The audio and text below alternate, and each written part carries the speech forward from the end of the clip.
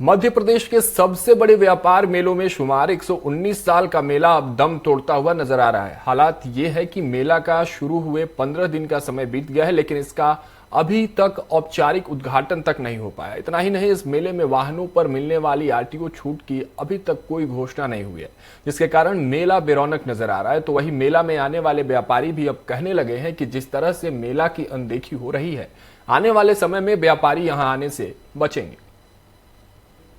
119 साल के मेले ने तोड़ा दम। मेला के 15 दिन हुए, शुरू नहीं हुआ औपचारिक उद्घाटन। माधवराव सिंधिया के शासनकाल में हुई थी मेले की शुरुआत। व्यापार और संस्कृति को प्रोत्साहन देना था उद्देश्य। मेले का सबसे बड़ा आकर्षण यहाँ मिलने वाली बेहतरीन छूट। आखिर मेला का उद्घाटन कब होगा और कौन करेगा? ग्वालियर मेले की शुरुआत महाराजा माधवराव सिंधिया के शासनकाल में हुई थी, जिन्होंने 20वीं सदी की शुरुआत में इस मेले की स्थापना की। उनका उद्देश्य व्यापार और संस्कृति को प्रोत्साहन देना था, जिसमें कारीगर, किसान और व्यापारी आसपास के क्षेत्रों से आकर हिस्सा लेते थे। एक छोटे आयोजन के रूप में शुरू हुआ यह मेला धीरे धीरे बड़ा होता गया और आज सुई से लेकर महंगी गाड़ियों तक एक ही स्थान पर मिलने के लिए दुनिया भर में पहचाना जाने लगा है। लेकिन इस बार ग्वालियर व्यापार मेला अफसरों, जनप्रतिनिधियों की अनदेखी और लापरवाही की भेंट चढ़ रहा है। मेला 25 दिसंबर से शुरू हो चुका है, लेकिन अभी तक मेले का कोई औपचारिक उद्घाटन नहीं हो पाया है। प्रशासन बैठक पर बैठक करने में जुटा है, लेकिन अभी भी नहीं पता कि आखिर मेला का उद्घाटन कब और कौन करेगा। हमारी तरफ से पूरी तैयारी हम लोगों ने रखी है। हम इस बार ज़्यादा अच्छे से व्यवस्थित रूप से शुरू से ही काफ़ी चीज़ों पे हमने निगरानी करने की कोशिश की है, जिसकी वजह से काफ़ी हद तक हम लोग को एक सुधार दिख रहा है, जो मैं उम्मीद कर रही हूँ कि सैलानियों को भी लगेगा। और भी अगर कोई भी इस तरह के कोई भी इश्यूज़ अगर हों तो उसको हम डेफिनेटली एड्रेस करेंगे और हमारी पूरी उम्मीद है कि इसी प्रकार से अच्छे से मेला आगे बढ़ेगा।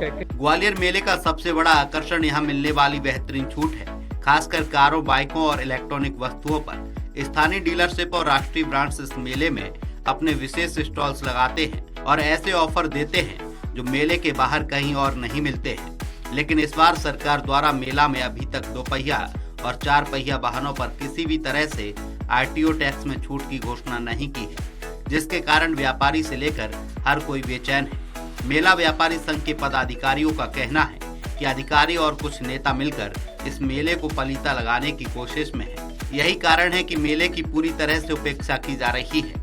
अगर यही हाल रहा तो हो सकता है कि आने वाले समय में व्यापारी इस मेला से दूरी बनाना शुरू कर दें।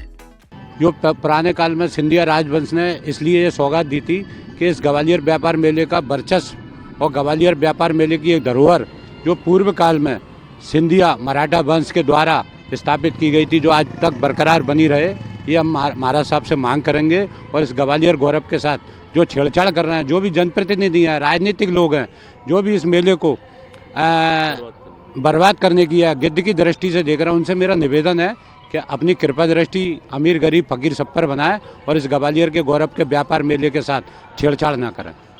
आज दिनांक तक जब 25 तारीख को इस मेले का उद्घाटन हो गया, तो ऐसा कौन सा कारण है कि अभी तक छूट की घोषणा नहीं की, जबकि अपने को पहले से पता था कि इस मेले में छूट दी जाती है और छूट देना है।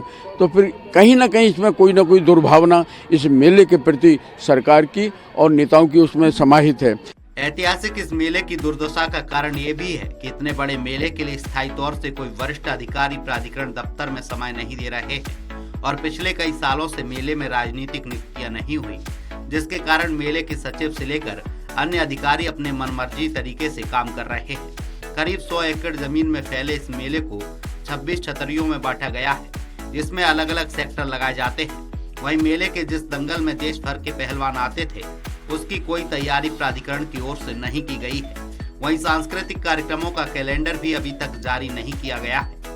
जब इस संबंध में मेला प्राधिकरण के सेक्रेटरी से बात की गई तो वह गोलमोल जवाब देते नजर आए। मसलन सवालों से बचते दिखाई दे रहे थे। सभी लग रही है, 95% लग गई है दुकान है, 95% लग गई दुकान है। अब ये शासन स्तर से आना है, शासन स्तर से आना है। और वो होगा, छूट आएगी, जैसे आएगी तो जैसे शासन से वहाँ से तारीख है। दुकानें तो लग गई है, सबको रोड बन गए हैं,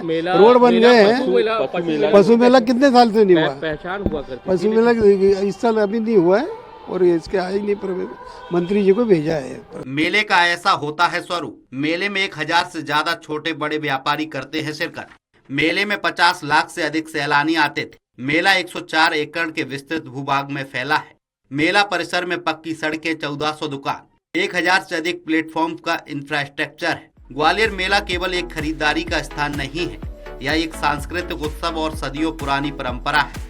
चाहे आप खरीदारी के शौकीन हो, स्थानीय प्रदर्शनियों में रुचि रखते हो या नई नई चीजें चखने के इच्छुक हो, ग्वालियर मेला एक अस्मरणीय अनुभव है। यह मेले का त्योहार बड़े आयोजन की रोमांचकता के साथ स्थानीय मेले का आकर्षण समेटे हुए है। लेकिन जिस तरह से मेले की पिछली कुछ सालों से राजनेताओं और अधिकारियों की ओर से उपेक्षा की जा रही है, उससे लगता है कि आने वाले समय में यह ऐतिहासिक मेला केवल इतिहास के पन्नों में ही सिमट कर रह जाएगा। स्वराज एक्सप्रेस के लिए ग्वालियर से विनोद शर्मा की रिपोर्ट।